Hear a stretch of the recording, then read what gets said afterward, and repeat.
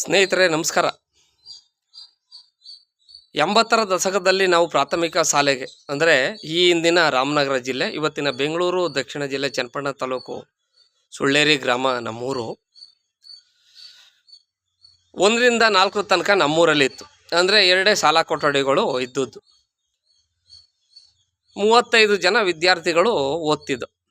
ಇನ್ನು 5, 6, 7ಕ್ಕೆ ನಮ್ಮೂರದಿಂದ ಒಂದು 3 ಕಿಲೋಮೀಟ್ರ್ ಮುಂದಕ್ಕೆ ಮಳೂರ್ಪಟ್ಟಣ ಅಂತಿದೆ, ಅಲ್ಲಿ ಓದ್ತಿದ್ದು. ಅವರೂರವರು ನಮ್ಮೂರವರು ಸೇರಿ 80 ಜನ. 5, 6, 7ಕ್ಕೆ 80 ಥರ ಓದ್ತಿದ್ರು.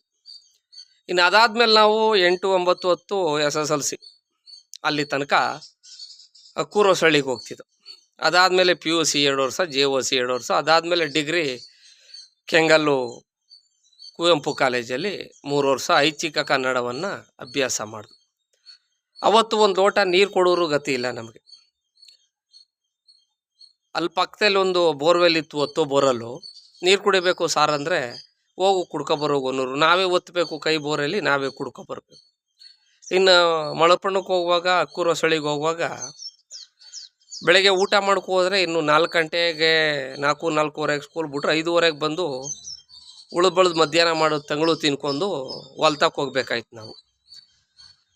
ಅವತ್ತು ಅಷ್ಟೊಂದು ಜನ ವಿದ್ಯಾರ್ಥಿಗಳು ಓದ್ತಿದ್ರು. ಕೂರೋಸಳ್ಳಿಯಲ್ಲಂತೂ ಸರಿಸುಮಾರು 1,000 ವಿದ್ಯಾರ್ಥಿಗಳು ಓದ್ತಿದ್ರೇನು.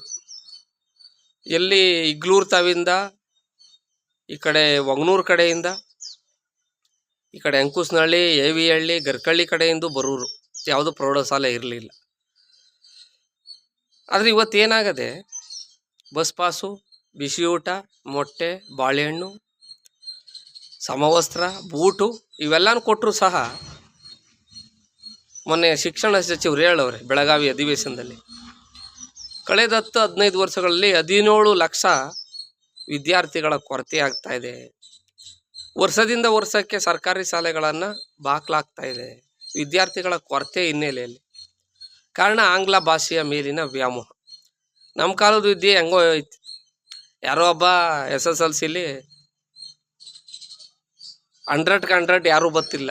90 ಮೇಲೆ ಒಂದು 4 ಜನ, 70-75 ಮೇಲೆ ಒಂದು 5-6 ಜನ, ಉಳ್ಕೆಯವರೆಲ್ಲ 50-60% ತಗೋರು. ನಮ್ಮ ಕಾಲದಲ್ಲಿ ಊರಲ್ಲಿ ಲಾಯರ್ ಅವನೇ, ಇಂಜಿನಿಯರ್ ಅವನೇ, ಡಾಕ್ಟರ್ ಅವನೇ ಒಬ್ಬ ಅಂದರೆ ಅವನೇ ದೊಡ್ಡ ಮನುಷ್ಯ. ಇವತ್ತೇನಿಲ್ಲ, ಊರಿಗೆ 10 ಜನ ಇಂಜಿನಿಯರ್ ಮಾಡಿರೋರು, 10 ಜನ ಡಾಕ್ಟ್ರ್ ಓದಿರೋರು, 10 ಜನ ಲಾಯರ್ ಮಾಡಿರೋರು ಅವರೇ. ಇವತ್ತೇನಾಗದೆ, ಶಿಕ್ಷಣ ಆಧುನಿಕವಾಗಿ ಶಕ್ತಿ ಅಂತ ಹೆಸರು ಗಳಿಸಿದೆ. ಆ ಹಿನ್ನೆಲೆಯಲ್ಲಿ ಸರ್ಕಾರ ಏನು ಮಾಡ್ತದೆ, ಒಂದಷ್ಟು ಶಾಲೆಗಳನ್ನು ಮುಚ್ಚಿ, ಕಮ್ಮಿ ವಿದ್ಯಾರ್ಥಿಗಳಿರುವಂಥ ಶಾಲೆಗಳನ್ನು ಮುಚ್ಚಿ ಬೇರೆ ಶಾಲೆಯೊಂದಿಗೆ ವಿಲೀನ ಮಾಡ್ತಾವ್ರೆ.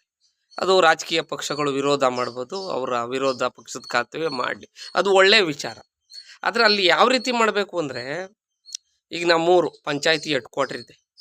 1ರಿಂದ 12ನೇ ತರಗತಿ ತನಕ ಆಂಗ್ಲ ಭಾಷೆಯನ್ನು ಒಂದು ವಿಷಯವಾಗಿ ಬೋಧನೆ ಮಾಡೋದಾದರೆ, ನಮ್ಮೂರಿಗೆ ಈ ಕಡೆಯಿಂದ ಗರ್ಕಳ್ಳಿ, ಕೃಷ್ಣಾಪುರದಿಂದ ಬರ್ತಾರೆ. ನಮ್ಮೂರು ಕೊಟ್ಟರೆ ಏನು ಮಾಡಬೇಕು, ವಿದ್ಯಾರ್ಥಿಗಳಿಗೆ ಬಸ್ ಪಾಸ್ ಕೊಡಬೇಕು. ಹಿಂದೆ ಒಂದು ಅರ್ಥ ಇತ್ತು, TCH ಮಾಡಿದ್ರು ಮೇಷ್ಟ್ರಿದ್ರು PUC ಆದಮೇಲೆ. ಇವಾಗ ಏನಾಗೋದೆ, BA B.Ed, MA B.Ed ಮಾಡಿರುವಂಥ ಮಾಸ್ಟ್ರ್ ಅವರೇ. ಸರ್ಕಾರಿ ಶಾಲೆಗಳನ್ನೇ ಅದೇ ಮಾಸ್ಟ್ರುಗಳ ಕಲಿಸಿ ಮೇಷ್ಟ್ರೆ ನೀವು ABCD ಸಂಡೇ ಮಂಡೇ 1 2 3 ಅಂದರೆ ಅವ್ರು ಕಲಿಸ್ತಾರೆ. ಅಷ್ಟು ತಳಮಟ್ಟದ ಬೇಸಿಕ್ಕು, ಅಂದರೆ ಪಾಯ ಹಾಕ್ಬಿಟ್ರು ಸಾಕು, ಮುಂದಕ್ಕೆ ಇವತ್ತಿನ ಮಕ್ಕಳು ಕಲ್ತ್ಕೊಯ್ತಾರೆ. ಒಂದು ಉದಾಹರಣೆ ಹೇಳ್ತೀನಿ ತಮಗೆ. ಈ ಹಿಂದಿನ ಮೈತ್ರಿ ಸರ್ಕಾರದ ಅವಧಿಯಲ್ಲಿ, ಕಾಂಗ್ರೆಸ್ ಮತ್ತು JDS ಸರ್ಕಾರದ ಮೈತ್ರಿ ಸರ್ಕಾರದ ಅವಧಿಯಲ್ಲಿ ರಾಜ್ಯದಲ್ಲಿ 1,000 ಶಾಲೆಗಳನ್ನು ಪಬ್ಲಿಕ್ ಶಾಲೆಗಳಾಗಿ ಅವತ್ತಿನ ಮುಖ್ಯಮಂತ್ರಿಗಳು ಕುಮಾರಣ್ಣವ್ರು ಘೋಷಣೆ ಮಾಡಿದ್ರು. ಈಗ ನಮ್ಮ ತಾಲೂಕಲ್ಲೂ ಹೊಂಗನೂರು, ಚಕ್ಕೆರೆ, ಅರಳಾಳು ಸಂದ್ರ, ಮಂಗಳೂರುಪೇಟೆಯಲ್ಲಿದೆ. ಇವತ್ತು ಅಷ್ಟೇ ಆಗಿದೆ. 70ರಿಂದ 80 ಜನ LKG UKG 1ನೇ ತರಗತಿಗೆ ಮಕ್ಕಳು ಈಗ ಅಲ್ಲಿ ದಾಖಲಾತಿ ಆಗಿದೆ. ಯಾಕೆ, ಅಲ್ಲಿ ಒಂದು ಆಂಗ್ಲ ಭಾಷೆಯನ್ನು ಒಂದು ವಿಷಯವಾಗಿ ಬೋಧನೆ ಮಾಡ್ತಾರೆ. ಈಗೇನಾಗದೆ, LKG UKGಗೆ ಕಡಿಮೆ ಅಂದರೆ 50,000 ರೂಪಾಯಿ ಕೊಡಬೇಕು ಖಾಸಗಿ ಶಾಲೆಗಳಲ್ಲಿ. ಜಮಾನದಲ್ಲಿ ನಾವು SSLC PUC ಮಾಡಿದಾಗ 1995 97ರಲ್ಲಿ 2001ರಲ್ಲಿ 50,000 ಕೊಟ್ಟಿದ್ರೆ ಯಾವ್ದಾರ ಕೆಲಸವೇ ಸಿಕ್ಬಿಡೋದು, ಸರ್ಕಾರಿ ಕೆಲಸ. ಇವತ್ತಿನ ಥರ ಸ್ಪರ್ಧಾತ್ಮಕ ಪರೀಕ್ಷೆಗಳಿರಲಿಲ್ಲ.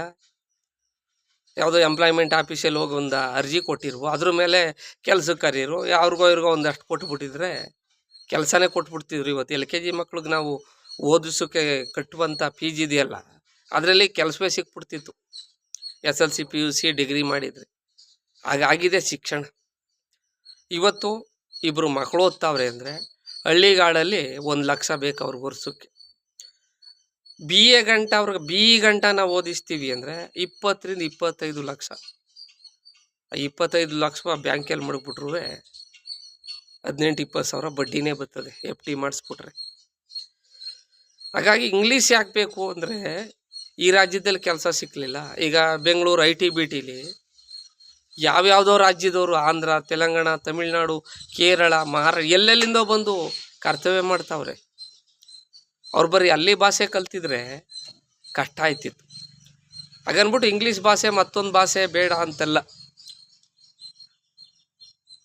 ನಮ್ಮ ಮಾತೃಭಾಷೆ ಮನೆಗೆ ಬಾಗ್ಲಂಗಿರ್ಬೇಕು, ನಾವು ಓಡಾಡೋ ಭಾಷೆ ಅದು. ಇನ್ನು ಬೇರೆ ಭಾಷೆಗಳು ಕಿಟಕಿಗಳ ಥರ ಇರಬೇಕು. ಕಿಟಕಿಗಳು ಜಾಸ್ತಿ ಇದ್ದಷ್ಟು ಮನೆಗೆ ಗಾಳಿ ಬೆಳಕು ಬರ್ತದೆ ವಿನಃ ನಾವು ಕಿಟಕಿಯಿಂದ ಓಡಾಡೋಕ್ಕಾಗಲ್ಲ. ಮುಖ್ಯ ದಾರದಿಂದ ಓಡಾಡಬೇಕು. ಹಾಗಾಗಿ ತಾಯಿ ಭಾಷೆ, ಮಾತೃಭಾಷೆ, ರಾಜ್ಯದ ಭಾಷೆ ಅನ್ನೋದು ಮುಂಬಾಗ್ಲು ಥರ, ಪ್ರಥಮ ಬಾಗಿಲು ಥರ ಇರಬೇಕು. ಉಳಿದವುಗಳು ಬೇಕು. ಆ ನಿಟ್ಟಿನಲ್ಲಿ ಸರ್ಕಾರ ಮಾಡ್ತಾ ಇರೋದು ಒಳ್ಳೆಯ ಬೆಳವಣಿಗೆ. ಈಗ ನಮ್ಮ ಬಿಟ್ರೆ ಈಗ ಮಳವರ್ಪಣದಲ್ಲೂ ಗ್ರಾಮ ಪಂಚಾಯತಿ ಇದೆ, ಕೂಡ್ಲೂರಲ್ಲೂ ಇದೆ. ಅವು ದೊಡ್ಡ ಊರುಗಳು. ಅವೆರಡು ಊರಿಗೆ ಸೇರಿ ಒಂದು ಪಬ್ಲಿಕ್ ಶಾಲೆ ಮಾಡಿ ಒಂದೊಂದು ತರಗತಿಗೆ 2 ಕೊಠಡಿಗಳು ಕಟ್ಟಿ, ಈಗ 12ನೇ ಕ್ಲಾಸ್ ಗಂಟೆ ಇರ್ತದೆ ಅಂದರೆ ಕನಿಷ್ಠ 24 ಕೊಠಡಿಗಳಿರಬೇಕು. ದೆಹಲಿಯಲ್ಲಿ ನೋಡಿದ್ದೀರಿ ಅರವಿಂದ್ ಕೇಜ್ರಿವಾಲ್ ಅವ್ರ ಸರ್ಕಾರ ಯಾವ ಮಟ್ಟಿಗಿದೆ ಅಂದರೆ ಖಾಸಗಿ ಶಾಲೆಗಳ ಇರ್ತಕ್ಕಂಥ ಸವಲತ್ತುಗಳು, ಪ್ರಯೋಗಾಲಯ ಇರ್ಬೋದು, ಕಂಪ್ಯೂಟರ್ ವ್ಯವಸ್ಥೆ ಇರ್ಬೋದು, ಮಕ್ಕಳುಗಳು ಕೂತ್ಕೊಳ್ಳೋಕ್ಕೆ ಪೀಠೋಪಕರಣಗಳ ವ್ಯವಸ್ಥೆ ಇರ್ಬೋದು, ಆ ರೀತಿ ಶಿಕ್ಷಣ ಬರಬೇಕು ಸರ್ಕಾರಿ ಶಾಲೆಗಳಲ್ಲಿ. ಯಾಕೆ ಬರುವುದಿಲ್ಲ ಅಂದರೆ ಬಹುತೇಕ 90ರಿಂದ 95% ರಾಜ್ಯದಲ್ಲಿರುವಂಥ 2 ರಾಷ್ಟ್ರೀಯ ಪಕ್ಷಗಳ ಮುಖಂಡರು ಇದ್ದಾರಲ್ಲ, ಆ ಮುಖಂಡರುವೇ ಆಸ್ಪತ್ರೆಗಳು, ಶಾಲೆಗಳು ಇದ್ದಾವೆ. ಸರ್ಕಾರಿ ಶಾಲೆಗಳನ್ನು ನಾವು ಖಾಸಗಿ ಶಾಲೆಗಳ ಗುಣಮಟ್ಟಕ್ಕೆ ತಗೊಂಡೋದ್ರೆ ಇವ್ರ ಶಾಲೆಗಳನ್ನು, ಆಸ್ಪತ್ರೆಗಳನ್ನು ಬೀಗ ಹಾಕ್ಬೇಕಾಯ್ತದೆ. ಆ ಬೀಗ ಹಾಕೋದು ಬೇಡ ಅಂತೇಳಿ ಇವರು ಸರ್ಕಾರಿ ಶಾಲೆಗಳಿಗೆ ಬೀಗ ಹಾಕೋಕ್ಕೆ ನಿಂತಿದ್ದಾರೆ. ಹಾಗಾಗಿ ಇವತ್ತು ಶಿಕ್ಷಣ ಏನಾಗಿದೆ, ಸರ್ಕಾರಿ ಶಾಲೆಗಳನ್ನೂ ಬಲಿ ಪಡಿತಾ ಇದೆ, ಜೊತೆಗೆ ಪೋಷಕರನ್ನು ಸಹ ಹಿಂಡಿ ಇಪ್ಪೆ ಮಾಡ್ತಾ ಇದೆ. ಹಳ್ಳಿ ಕಡೆ 1 ಲಕ್ಷ ಸಂಪಾದನೆ ಮಾಡ್ಬೇಕಾದ್ರೆ ಇವತ್ತಿನ ಈ ಕೂಲಿಗಳಲ್ಲಿ, ಈ ಉದ್ಯೋಗದಲ್ಲಿ, ಈ ಬರಗಾಲದಲ್ಲಿ ಕಷ್ಟ ಇದೆ. ಕನಿಷ್ಠ 10,000 ಅಂದ್ರೂ 1 ವರ್ಷದ ಸಂಪಾದನೆ ಎಲ್ಲ ಬರೀ ಮಕ್ಕಳು ಓದಿಸೋಕ್ಕೆ ಆದರೆ ಇನ್ನು ಜೀವನ ಮಾಡುವುದೇನು? ಕಾಯಿಲೆ ಕಸಾಲೆ ಬಂದರೆ ಆಸ್ಪತ್ರೆಗಳಿಗೆ ಹೋಗುವುದೇನು? ಮನೆ ಕಟ್ಟುವುದೇನ? ಮುಂದಕ್ಕೆ ಆ ಮಕ್ಕಳ ಭವಿಷ್ಯಕ್ಕೆ ಕೂಡಿಡುವುದೇನ ದುಡ್ಡ? ಈ ನಿಟ್ಟಿನಲ್ಲಿ ಸರ್ಕಾರಗಳು ಯೋಚನೆ ಮಾಡಬೇಕು. ಅಧಿಕಾರ ಇವತ್ತಿರ್ತದೆ, ಬರ್ತದೆ, ಹೋಯ್ತದೆ. ಹಣನೂ ಅಷ್ಟೇ ಇವತ್ತಿರ್ತದೆ, ಹೋಯ್ತದೆ. ಯಾರೂ ಸಾಯುವಾಗೇನು ಹೋಗುವುದಿಲ್ಲ ದುಡ್ಡನ್ನ. ಹಾಗಾಗಿ ಅಧಿಕಾರ ಸಿಕ್ಕಿದಾಗ ಸರ್ಕಾರಗಳು ಶಿಕ್ಷಣ, ಆರೋಗ್ಯ, ಉದ್ಯೋಗ, ನೀರಾವರಿ, ರೈತ ನೆಮ್ಮದಿಯಾಗಿ ಬದುಕೋದಿಕ್ಕೆ ಒಳ್ಳೆಯ ವಾತಾವರಣವನ್ನು ಕಲ್ಪಿಸುವುದರ ಮೂಲಕ ಒಳ್ಳೆಯ ಸಮಾಜವನ್ನು ಕಟ್ಟುವ ನಿಟ್ಟಿನಲ್ಲಿ ನಮ್ಮ ಮುಂದಿನ ಪೀಳಿಗೆಗೆ ಒಳ್ಳೆಯ ಭವಿಷ್ಯ ಇರುವಂಥ ರಾಜ್ಯವನ್ನು ಬಿಟ್ಟೋಗುವಂಥ ನಿಟ್ಟಿನಲ್ಲಿ ರಾಜಕಾರಣಿಗಳು ಯೋಚನೆ ಮಾಡಬೇಕೇ ವಿನಃ 20 ಕೋಟಿ ಕೊಟ್ಟು ಚುನಾವಣೆಯಲ್ಲಿ ಗೆದ್ದಿದ್ದೀನಿ, ಇದು 5 ವರ್ಷದಲ್ಲಿ 100 ಕೋಟಿ ಮಾಡುವುದು ಹೆಂಗೆ? ಆ ನಿಟ್ಟಿನಲ್ಲಿ ನಾನು ಹೇಳಿದ್ನಲ್ಲ, ಉಡ್ದಾರನೂ ಬಿಡಲ್ಲ. ಗ್ರೀಕ್ ಜೇಸದ ದೊರೆ ಅಲೆಕ್ಸಾಂಡರು ಪ್ರಪಂಚ ಗೆಲ್ತೀನಿ ಬರ್ತೀನಿ ಅಂದವನು ಲಾಸ್ಟ್ಗೆ ಏನೂ ಇಲ್ಲದೆ